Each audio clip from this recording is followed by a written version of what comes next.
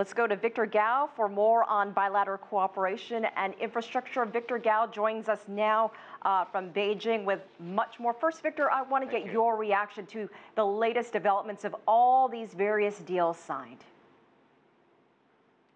Well, President Xi Jinping's state visit to the United Kingdom so far has turned out to be very successful. And the fact that China and Britain have signed so many mega deals in infrastructure, in connectivity, in manufacturing, airplanes, automobiles, etc., oil and gas, you just name it, really speak loudly as to the great achievements, but also the great potentials. And the fact that China, France, and UK managed to sign up this mega deal for the new nuclear power station, which will be a joint venture between these three countries and their relevant companies, is also a milestone transaction, because this means that the Chinese companies, the French companies can set up consortium together using their well-tested technologies in helping other countries, including very developed countries like the United Kingdom, to achieve this kind of a power supply. And I think this bodes well for the golden era, as we now call it, in the relations between China and Britain. And it not only is reflected in mega deals, but also the closer political partnership and coordination between China and Britain really sets a good example for what we call the great power or the big power relations in the 21st century. So we are all cheering for all these great achievements. Victor, I want to ask you about this Hinkley power plant deal. What does it say to the level of trust between all of these countries for something like that to even go through? For instance, we wouldn't see the same type of deal happening between China and the United States.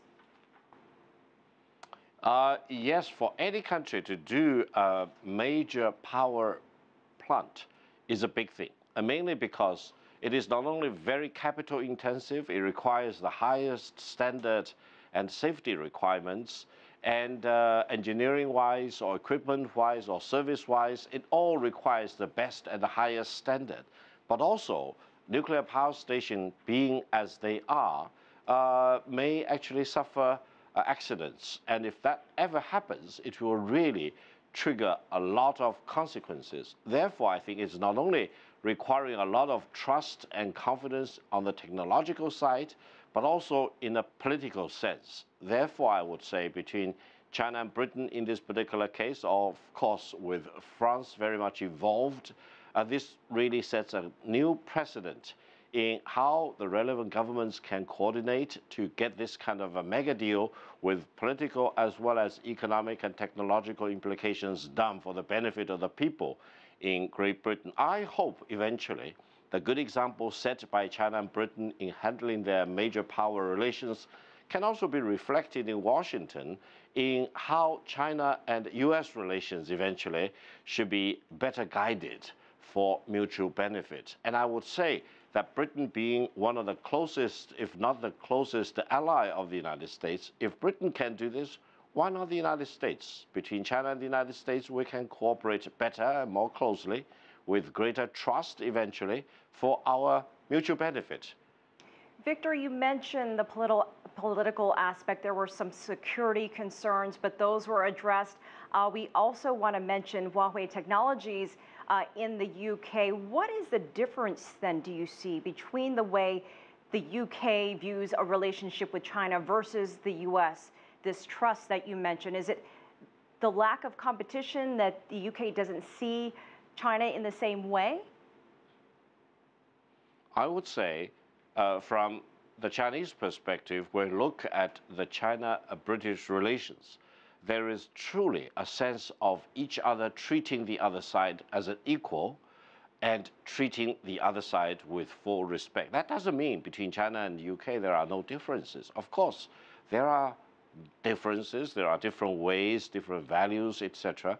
However, despite these differences, China and Britain now can manage to transcend these differences and refuse to be hijacked by these differences and move on to a higher platform of treating each other as equals and treating each other with full respect. And this time, for example, Britain really has moved out all the highest protocols all the bells and whistles in giving President Xi Jinping and the First Lady the highest level of state visit ever done by Britain. This is, of course, a lot of symbolism, of course, but it also reflects well in substance. If both China and Britain can treat each other as equals with full respect for the other side, the economic and financial side will benefit. And I would say in the United States, Washington has not yet reached this level of treating the other side with full respect and as an equal. I think it may still take time for the United States to get to terms with the prospect, if not the reality, that China eventually will be larger as an economy than the United States. But it should not be a threat or should be a major problem for the United States.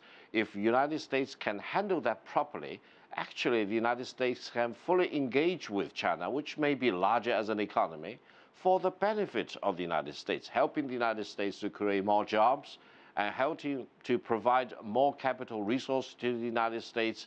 And China and the United States, as in this case between China and Britain, we can also cooperate and fully coordinate with each other, not only on the economic and trade and financial side, but also politically on the international stage. Victor, that will be, in my true judgment, a better recipe. Victor, we have about 30 seconds left. I want to ask you, other than the nuclear power deal, what else stands out to you? Is it the infrastructure, the high-speed rail possibilities, the currency deal that is being discussed? What else really stood out to you?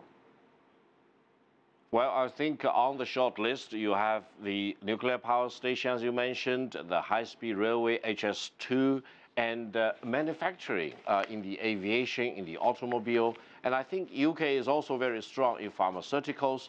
And on the Chinese side, there is a strong demand for the financial services that Britain can bring onto the table. And also there is strong demand and high level of interest in China for better education opportunities in Britain. And Chinese tourism is booming, treating many cities in Britain as a final destination. And I would say that the coordination and cooperation between China and Britain really is all comprehensive. And the Chinese economy and the British economy are highly complementary with each other. This is truly a golden era for China-UK relations. All right, Victor Gao in Beijing. As always, we appreciate your perspective. Thank you for joining us.